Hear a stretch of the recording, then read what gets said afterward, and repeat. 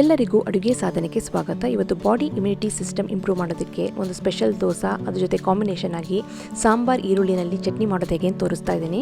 ಈ ರೆಸಿಪಿ ಶುರುವಾಗೋಕ್ಕಿಂತ ಮುಂಚೆ ನನ್ನದೊಂದು ಸಣ್ಣ ರಿಕ್ವೆಸ್ಟ್, ನೀವು ಇನ್ನು ಅಡುಗೆ ಸಾಧನೆಗೆ ಸಬ್ಸ್ಕ್ರೈಬ್ ಆಗಿಲ್ಲ ಅಂದರೆ ಈಗಲೇ ಸಬ್ಸ್ಕ್ರೈಬ್ ಆಗಿ ನೋಟಿಫಿಕೇಷನ್ ಬಟನ್ನ ಟಚ್ ಮಾಡೋದನ್ನ ಮಿಸ್ ಮಾಡಬೇಡಿ. ಹಾಗೆ ಈ ವಿಡಿಯೋನ ವಾಟ್ಸಪ್ನಲ್ಲಿ ನಿಮ್ಮ ಫ್ರೆಂಡ್ಸ್ ಆ್ಯಂಡ್ ಫ್ಯಾಮಿಲಿ ಜೊತೆ ಖಂಡಿತವಾಗ್ಲೂ ಶೇರ್ ಮಾಡಿ. ಇಮ್ಯುನಿಟಿ ಬೂಸ್ಟರ್ ದೋಸೆ ಮಾಡೋದಕ್ಕೆ 2 ಕಪ್ನಷ್ಟು ರೈಸ್ ತೊಗೋಬೇಕಾಗುತ್ತೆ. ಅದರಲ್ಲಿ 1 ಕಪ್ಪು ಬಾಯ್ಲ್ಡ್ ರೈಸ್, ಅಂದರೆ ನಾನಿಲ್ಲಿ ಇಡ್ಲಿ ರೈಸ್ ತೊಗೊಂಡಿದ್ದೀನಿ. ಹಾಗೆಯೇ 1 ಕಪ್ಪಿನಷ್ಟು ರಾ ರೈಸ್, ಇಲ್ಲಿ ನಾನು ಸೋನಾ ಮಸೂರಿ ರೈಸ್ ತೊಗೊಂಡಿದ್ದೀನಿ. 2 ಕಪ್ ರೈಸಿಗೆ 1/4 ಕಪ್ಪಿನಷ್ಟು ಉದ್ದಿನ ಬೇಳೆನ ಮೂರನ್ನು ಚೆನ್ನಾಗಿ ಮಿಕ್ಸ್ ಮಾಡಿಬಿಟ್ಟು ತೊಳೆದುಬಿಟ್ಟು 1 ರಿಂದ 2 ಗಂಟೆ ಚೆನ್ನಾಗಿ ನೆನೆಸಿಡಬೇಕಾಗುತ್ತೆ. ನೋಡಿ, ಈಗ ನಾನು ನೆನೆಸಿಟ್ಟಿದ್ದೀನಿ. ಇಲ್ಲಿ ನಾವು ಕೆಲವು ಸಾಮಗ್ರಿಗಳನ್ನ ಪುಡಿ ಮಾಡಿಟ್ಕೋಬೇಕಾಗುತ್ತೆ. 1 ಸ್ಪೂನಷ್ಟು ಮೆಣಸು, 1 ಸ್ಪೂನಷ್ಟು ಧನಿಯಾ, ಹಾಗೆಯೇ 1/4 ಸ್ಪೂನಷ್ಟು ಲವಂಗ, ಹಾಗೆಯೇ 1 ಸ್ಪೂನಷ್ಟು ಜೀರಿಗೆ, 1 ಸ್ಪೂನಷ್ಟು ಶುಂಠಿ ಪುಡಿನ ತೊಗೊಂಡಿದ್ದೀನಿ. ಶುಂಠಿ ಪುಡಿ ಇಲ್ಲಾಂದರೆ ಒಣಶುಂಠಿನ ತೊಗೋಬಹುದು. ಮೊದಲನೇದಾಗಿ ನಾವಿಲ್ಲಿ ಒಣಶುಂಠಿ ಪೌಡರ್ನ ಬಿಟ್ಬಿಟ್ಟು ಎಲ್ಲನೂ ಡ್ರೈ ಆಗಿ ರೋಸ್ಟ್ ಮಾಡಿ ಇಟ್ಕೊಳ್ತಾ ಇದ್ದೀವಿ. ನೋಡಿ, ಅಕಸ್ಮಾತ್ ಒಣಶುಂಠಿ ಪೌಡರ್ ಇಲ್ಲ ಅಂದರೆ ಒಣಶುಂಠಿ ತೊಗೊಂಡ್ರೆ ಅದನ್ನು ಸಹ ನೀವು ಇಲ್ಲಿ ಸೇರಿಸಿ ಹುರ್ಕೊಳ್ಳಿ. ಕೊನೆಗೆ ಈ ಒಣಶುಂಠಿ ಪೌಡರ್ನ ಹಾಕಿಬಿಟ್ಟು ತೆಗೆದಿಟ್ಬಿಡಿ, ಇಲ್ಲಾಂದರೆ ಬೇಗ ಸೀದು ಹೋಗ್ಬಿಡುತ್ತೆ. ಸ್ಟವ್ ಆಫ್ ಮಾಡಿಬಿಟ್ಟು ಒಣಶುಂಠಿ ಪೌಡರ್ನ ಹಾಕಿಬಿಟ್ಟು ತೆಗೆದ್ಬಿಡಿ. ಈ ಹುರ್ಕೊಂಡಿದ್ದಂತಹ ಸಾಮಗ್ರಿಗಳನ್ನ ನಾವಿಲ್ಲಿ ಮಿಕ್ಸಿ ಜಾರ್ಗೆ ಹಾಕ್ಕೊಂಡು ಸಣ್ಣಕ್ಕೆ ಪುಡಿ ಮಾಡಿಟ್ಕೊಳ್ಳೋಣ.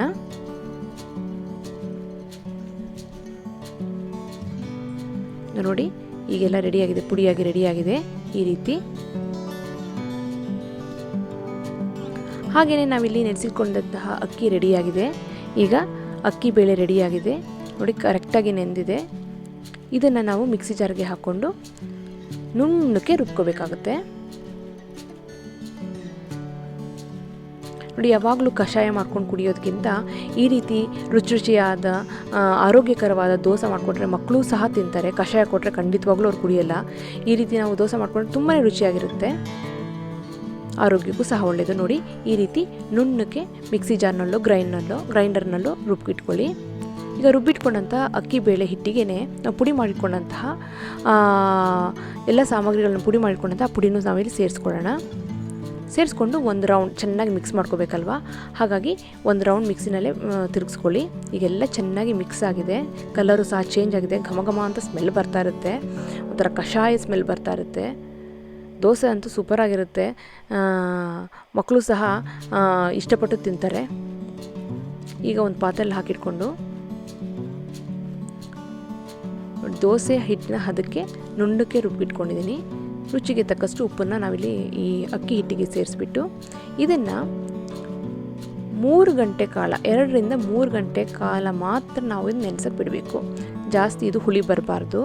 ಹಾಗಾಗಿ ನೀವು ಹಿಂದಿನ ದಿನವೇ ನೀವು ಹಿಟ್ಟು ರೆಡಿ ಮಾಡಿಕೊಂಡು ಫ್ರಿಜ್ಜಲ್ಲಿ ಇಟ್ಬಿಟ್ಟು ಬೆಳಿಗ್ಗೆ ಎದ್ದ ತಕ್ಷಣ ಫ್ರಿಜ್ಜಿಂದ ಹೊರಗಡೆ ಇಟ್ಬಿಟ್ರೆ 9 ಗಂಟೆ ತಿಂಡಿಯ ಹೊತ್ತಿಗೆ ಈ ಹಿಟ್ಟು ರೆಡಿಯಾಗಿರುತ್ತೆ.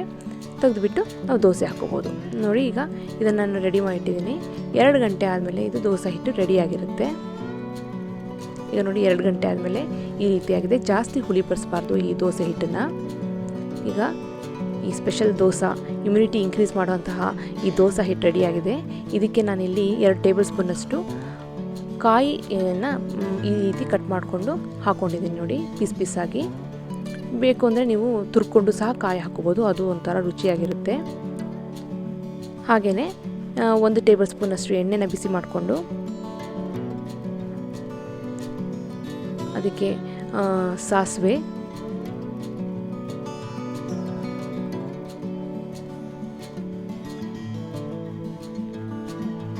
ಸ್ವಲ್ಪ ಉದ್ದಿನಬೇಳೆ, ಹಾಗೆಯೇ ಸ್ವಲ್ಪ ಕರಿಬೇವಿನ ಸೊಪ್ಪನ್ನು ಸಣ್ಣ ಸಣ್ಣಕ್ಕೆ ಕಟ್ ಮಾಡಿಕೊಂಡು ಹಾಕ್ಕೊಂಡು ಅದನ್ನು ಸಹ ದೋಸೆ ಹಿಟ್ಟಿಗೆ ಹಾಕ್ಕೊಂಡು ಮಿಕ್ಸ್ ಮಾಡಿಟ್ಕೊಳ್ತಾ ಇದ್ದೀನಿ. ಇದನ್ನು ನೀವು ದೋಸೆ ಹಾಕೋಕ್ಕಿಂತ ಮುಂಚೆ ಈ ಒಗ್ಗರಣೆಯನ್ನು ದೋಸೆ ಹಿಟ್ಟಿಗೆ ಹಾಕಿಟ್ಕೊಳ್ಳಿ. ಈಗ ನಿಮಗೆ ಎಷ್ಟು ಬೇಕು ಕನ್ಸಿಸ್ಟೆನ್ಸಿ, ಅಂದರೆ ಇನ್ನೂ ಸ್ವಲ್ಪ ದೋಸೆ ಹಿಟ್ಟು ಸ್ವಲ್ಪ ತೆಳ್ಳಗಾಗಬೇಕು ಅಂತಂದರೆ ನೀವು ಈಗ ನೀರು ಆ್ಯಡ್ ಮಾಡ್ಕೊಂಡು ಅಡ್ಜಸ್ಟ್ ಮಾಡಿಟ್ಕೋಬಹುದು. ಈ ದೋಸೆ ಹಿಟ್ಟನ್ನು ನೀವು ಮಾಮೂಲಿ ದೋಸೆ ಥರನೂ ಹಾಕೋಬಹುದು, ಅಥವಾ ನೀರು ದೋಸೆ ಥರನೂ ಹಾಕೋಬಹುದು, ಇಲ್ಲ ರವೆ ದೋಸೆ ಥರನೂ ಹಾಕೋಬಹುದು. ನಿಮಗೆ ಟೇಸ್ಟಿಗೆ, ನಿಮಗೆ ಟೆಕ್ಸ್ಚರ್ಗೆ ಯಾವುದು ಇಷ್ಟ ಆಗುತ್ತೋ ಆ ರೀತಿ ಇದನ್ನು ನೀವು ಹಾಕೋಬಹುದು. ನಾನಿಲ್ಲಿ ನೀರು ದೋಸೆ ಥರ ಹಾಕ್ತಾಯಿದ್ದೀನಿ. ನನಗೆ ಯಾಕೆಂದರೆ ನಮ್ಮ ಮನೆಯವರಿಗೆಲ್ಲ ಆ ಥರ ಇಷ್ಟ ಆಗುತ್ತೆ. ಇಲ್ಲ ರವೆ ದೋಸೆ ಥರ ಕ್ರಿಸ್ಪಿಯಾಗೂ ಸಹ ನೀವು ಮಾಡ್ಕೋಬಹುದು. ಇಲ್ಲ ಮಾಮೂಲಿ ದೋಸೆ ಮಾಡ್ತೀವಿ ನೋಡಿ, ಆ ರೀತಿಯೂ ಸಾಫ್ಟಾಗಿ ಇದು ಮಾಡ್ಕೋಬಹುದು. ಈಗ ದೋಸೆ ಹಿಟ್ಟು ರೆಡಿಯಾಗಿದೆ. ಅದ್ರ ಜೊತೆಗೆ ಕಾಂಬಿನೇಷನ್ ಆಗಿ ಸಾಂಬಾರ್ ಈರುಳ್ಳಿ ಚಟ್ನಿನೂ ಸಹ ನಾವಿಲ್ಲಿ ರೆಡಿ ಮಾಡ್ಕೊಬಿಡೋಣ. ಅದಕ್ಕೋಸ್ಕರ ನಾನಿಲ್ಲಿ ಒಂದು ಬಾಣಲೆಯಲ್ಲಿ 1 ಟೀ ಸ್ಪೂನಷ್ಟು ಎಣ್ಣೆ ಹಾಕ್ಕೊಂಡಿದ್ದೀನಿ. ಹಾಗೆಯೇ ಅರ್ಧ ಕಪ್ಪಿನಷ್ಟು ಸಣ್ಣ ಈರುಳ್ಳಿ ಅಂದರೆ ಸಾಂಬಾರು ಈರುಳ್ಳಿನ ತೆಗೆದುಕೊಂಡಿದ್ದೀನಿ. ಅದನ್ನು ಈ ಎಣ್ಣೆಯಲ್ಲಿ ಹಾಕ್ಕೊಂಡು ಸ್ವಲ್ಪ ಲೈಟಾಗಿ ಬಾಡಿಸ್ಕೋಬೇಕಾಗುತ್ತೆ. ತುಂಬಾ ಈ ಸಾಂಬಾರು ಈರುಳ್ಳಿ ಆರೋಗ್ಯಕ್ಕೆ ತುಂಬ ಒಳ್ಳೆಯದು. ಕೆಮ್ಮು, ಶೀತ, ಜ್ವರಕ್ಕೆಲ್ಲ ಈ ಸಾಂಬಾರು ಈರುಳ್ಳಿ ತುಂಬಾ ಒಳ್ಳೆಯದು. ಈ ಇಮ್ಯುನಿಟಿ ಬೂಸ್ಟರ್ ದೋಸೆಗೆ ಈ ಚಟ್ನಿ ಸೂಪರ್ ಕಾಂಬಿನೇಷನ್ನು. ಒಂದ್ಸತಿ ಮಾಡ್ಕೊಂಡು ನೋಡಿ. ಹಾಗೆಯೇ ಇಲ್ಲಿ 5 ರಿಂದ 6 ಬೆಳ್ಳುಳ್ಳಿನೂ ಸಹ ನಾನಿಲ್ಲಿ ಸೇರಿಸಿದ್ದೀನಿ. ಬೆಳ್ಳುಳ್ಳಿ ಇಕ್ಲಗಳನ್ನು ಸೇರಿಸಿದ್ದೀನಿ. ಹಾಗೆಯೇ 1 ಟೇಬಲ್ ಸ್ಪೂನಷ್ಟು ಕರಿಬೇವಿನ ಸೊಪ್ಪನ್ನು ಸಹ ನಾನಿಲ್ಲಿ ಹುರ್ಕೊಂಡಿದ್ದೀನಿ. ಕರಿಬೇವಿನ ಸೊಪ್ಪಲ್ಲಿ ಐರನ್ ಇರುತ್ತೆ. ಬೆಳ್ಳುಳ್ಳಿ ಸಹ ಕೋಲ್ಡಿಗೆ ಒಳ್ಳೆಯದು. ಬೆಳ್ಳುಳ್ಳಿನೂ ಇಮ್ಯುನಿಟಿ ಸಿಸ್ಟಮ್ನ ಇಂಪ್ರೂವ್ ಮಾಡೋದಕ್ಕೆ ಹೆಲ್ಪ್ ಮಾಡುತ್ತೆ. ಇನ್ಫೆಕ್ಷನ್ನ ರಿಮೂವ್ ಮಾಡೋದಕ್ಕೆ ಹೆಲ್ಪ್ ಮಾಡುತ್ತೆ. ಹಾಗೆಯೇ ಇಲ್ಲಿ ಕೆಂಪು ಮೆಣಸಿನ್ಕಾಯಿ 5 ರಿಂದ 6 ಕೆಂಪು ಮೆಣಸಿನ್ಕಾಯಿನ ಸೇರಿಸಿದ್ದೀನಿ. ಈರುಳ್ಳಿನಲ್ಲಿ ಖಾರ ಇರೋದ್ರಿಂದ ನೀವು ನೋಡಿಕೊಂಡು ನೀವು ಕೆಂಪು ಮೆಣಸಿನ್ಕಾಯಿನ ಸೇರಿಸ್ಕೊಳ್ಳಿ. ಇವೆಲ್ಲ ಚೆನ್ನಾಗಿ ಬಾಡಿದ ಮೇಲೆ ಒಂದು 5 ರಿಂದ 6 ನಿಮಿಷ ತಗೊಳುತ್ತೆ ಬಾಡೋದಕ್ಕೆ. ಜಾಸ್ತಿ ಬಾಡಿಸ್ಬೋದು, ಲೈಟಾಗಿ ಬಾಡಿಸಿದ್ರೆ ಸಾಕು. ನೋಡಿ, ಈಗ ಒಂದು ಸಣ್ಣ ನಿಂಬೆಹಣ್ಣಷ್ಟು ಹುಣಸೆ ಹಣ್ಣು ನಾನಿಲ್ಲಿ ಸೇರಿಸ್ತಾ ಇದ್ದೀನಿ. ಹುಣಸೆ ಹಣ್ಣು ಸಹ ನೋಡ್ಕೊಂಡು ತೊಗೊಳ್ಳಿ. ಖಾರ ಜಾಸ್ತಿ ಇದ್ದರೆ ಈರುಳ್ಳಿ ಖಾರ ಜಾಸ್ತಿ ಇತ್ತು ಅಂದರೆ ಸ್ವಲ್ಪ ಹುಣಸೆ ಹಣ್ಣು ಜಾಸ್ತಿ ತೊಗೊಳ್ಳಿ. ಇವೆಲ್ಲ ಆರಿದ ಮೇಲೆ ಸ್ವಲ್ಪ ಉಪ್ಪು ಹಾಕ್ಕೊಂಡು ಮಿಕ್ಸಿ ಜಾರ್ನಲ್ಲಿ ಎಷ್ಟು ನೀರು ಬೇಕೋ ಅಷ್ಟು ಹಾಕ್ಕೊಂಡು ರುಬ್ಬಿಟ್ಕೊಳ್ಳೋಣ.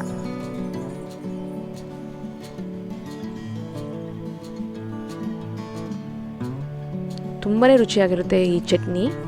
ಈ ದೋಸೆ ಜೊತೆ, ಇಡ್ಲಿ ಜೊತೆ, ಚಪಾತಿ ಜೊತೆ, ರೊಟ್ಟಿ ಜೊತೆ ಈ ಚಟ್ನಿ ತುಂಬ ಚೆನ್ನಾಗಿ ಹೊಂದುತ್ತೆ. ನೋಡಿ, ಉಪ್ಪು ಹಾಕ್ಕೊಂಡು ಸ್ವಲ್ಪ ನೀರು ಹಾಕ್ಕೊಂಡು ಚಟ್ನಿ ಹದಕ್ಕೆ ನಾವು ಇದನ್ನು ರುಬ್ಬಿಟ್ಕೊಳ್ಳೋಣ. ನೋಡಿ, ಈ ಹದಕ್ಕೆ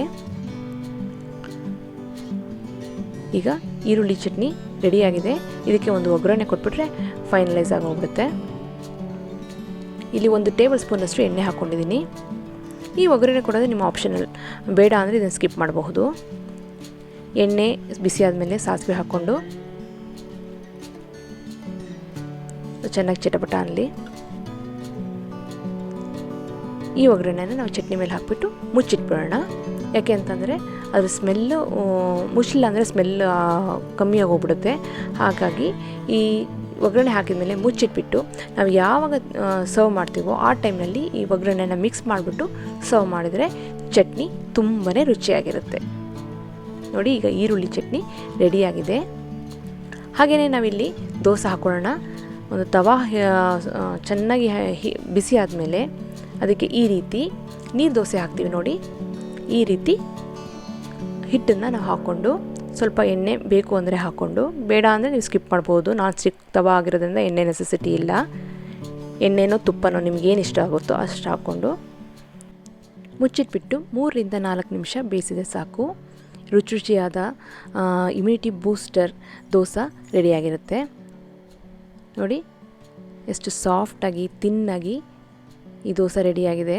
ತುಂಬಾ ರುಚಿಯಾಗಿರುತ್ತೆ. ಈ ಕಷ್ಟ ಕಾಲದಲ್ಲಿ ಅಂದರೆ ಏನೇನೋ ಇನ್ಫೆಕ್ಷನು, ಏನೇನೋ ಫೀವರ್ ಬರೋ ಅಂಥ ಟೈಮ್ನಲ್ಲಿ ಈ ರೀತಿ ನಾವು ಬ್ರೇಕ್ಫಾಸ್ಟ್ ಮಾಡ್ಕೊಂಡು ತಿಂದರೆ ಆರೋಗ್ಯಕ್ಕೂ ಸಹ ತುಂಬಾ ಒಳ್ಳೆಯದು. ಮಾಡೋಕ್ಕೂ ತುಂಬಾ ಈಸಿ. ಅಂತಹ ಸಾಮಾನುಗಳೇನು ಬೇಕಾಗಿಲ್ಲ. ಮನೇಲಿ ಏನು ಸಾಮಾನು ಇರುತ್ತೋ ಅದನ್ನು ಉಪಯೋಗಿಸಿ ಈ ರುಚಿಕರವಾದ ದೋಸೆ ಹಾಗೆಯೇ ಈರುಳ್ಳಿ ಚಟ್ನಿ ರೆಡಿ ಮಾಡಿಬಿಡಬಹುದು.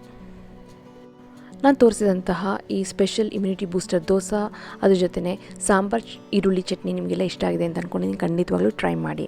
ಹಾಗೆ ನೀವು ಅಡುಗೆ ಸಾಧನೆಗೆ ಸಬ್ಸ್ಕ್ರೈಬ್ ಆಗಿಲ್ಲ ಅಂದರೆ right side click to subscribe ಅಂತ ಸರ್ಕಲ್ ಬರ್ತಾ ಇದೆ ನೋಡಿ, ಅದ್ರ ಮೇಲೆ ಕ್ಲಿಕ್ ಮಾಡಿ ಈಗಲೇ ಸಬ್ಸ್ಕ್ರೈಬ್ ಆಗಿಬಿಡುತ್ತೆ. ಪಕ್ಕದಲ್ಲಿರೋ ನೋಟಿಫಿಕೇಷನ್ ಬಟನ್ನ ಟಚ್ ಮಾಡೋದನ್ನ ಮಿಸ್ ಮಾಡಬೇಡಿ.